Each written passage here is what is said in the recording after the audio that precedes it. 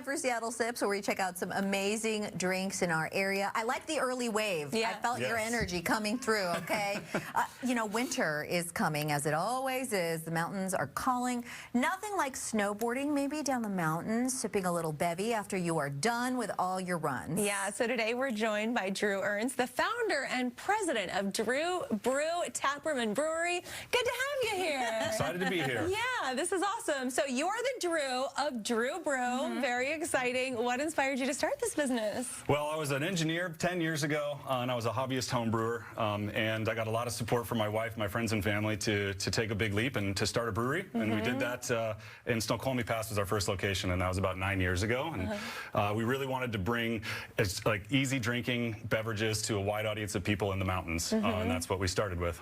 Awesome. Okay, so tell us where you're located and the connection to the Pacific Crest Trail, too. Yes, so we have two locations. One is in Snoqualmie Pass, which is our flagship location.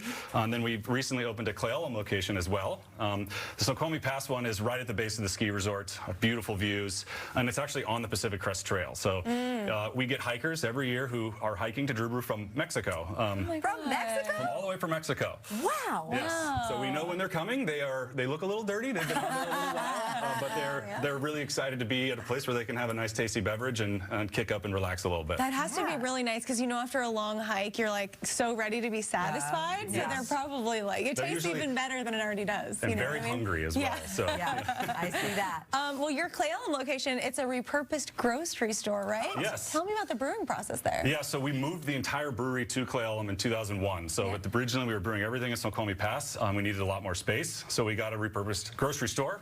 It needed a lot of work. We ripped up the floors. Now we're making all of our beer there. That's a lot more space than we had before. We've also added a really big tap room there as well. Lots of space to kind of relax and take in the big skies of Cle Elum. Yeah. Oh, that sounds beautiful. Speaking of beer, though, look at this. You brought all this beautiful stuff, so we're going to try some. Where do we start? First, I wanted to start with our Hefeweizen. This is one of our most popular products. I'm just going to crack it open here and tell you a little bit about it. It's a wheat-based beer, and we use a special yeast in it that creates some banana and clove flavors. Ooh.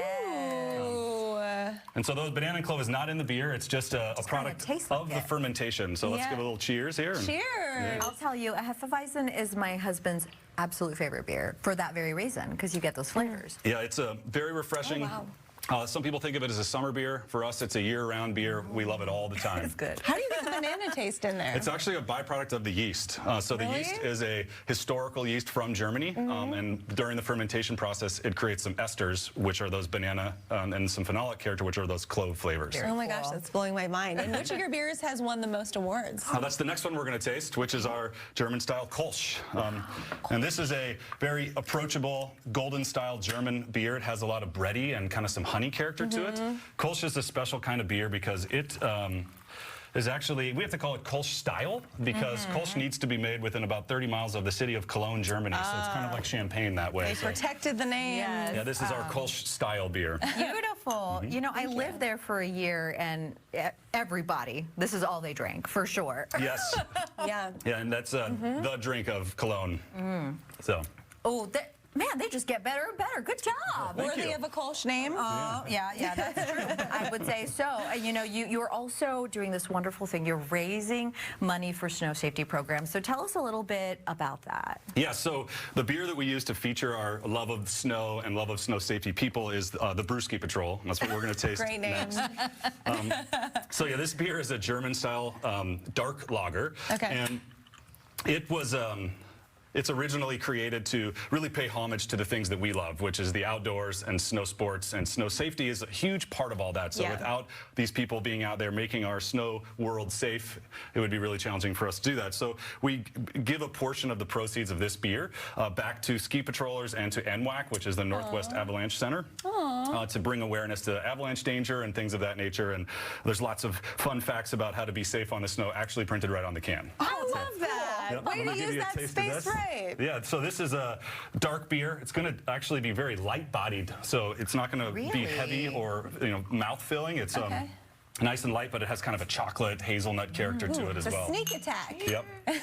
This is a winter beer, so this will start being available in November. So this is an early release just for this. I like the seasonality of it. That's Yeah, great. I like that. And you also have some non-beer products at your tap rooms too. What other kind of things do you have? Yeah, so we really like to have a really wide variety of flavors. We get to showcase that at our tap room specifically. So we actually have a cider here. We make our own cider. It's only available in our tap rooms. Today we're going to be tasting a guava dry cider. So Guava. yeah, so this is an apple-based cider, but we also add guava to it. We ferment it 100% dry, so it's bone dry, and then the apples and the guava add a little bit of like flavor pop. But you'll definitely feel a tart sensation when you try this. You're kind of blowing my mind with these flavor combinations. I know, Banana, it's so fun. Guava cider. Oh, sorry. I no had to problem. smell it. I had to smell it. Oh, that's so beautiful. yummy. And we do want to mention, we do have to wrap, but we want to mention that, you know, the space is family friendly, and you actually also have a root beer Correct. for anyone who's not drinking or is not of age. Yeah, but you can bring the kids. You can bring the kids, all totally right. family friendly. Wonderful. Drew, thank you so much for coming in. Yeah. Thank you. This has been great. We posted more info on Dru Bru Taproom and Brewery on our website, fox13seattle.com/studio13live. So good. And still ahead, we are getting a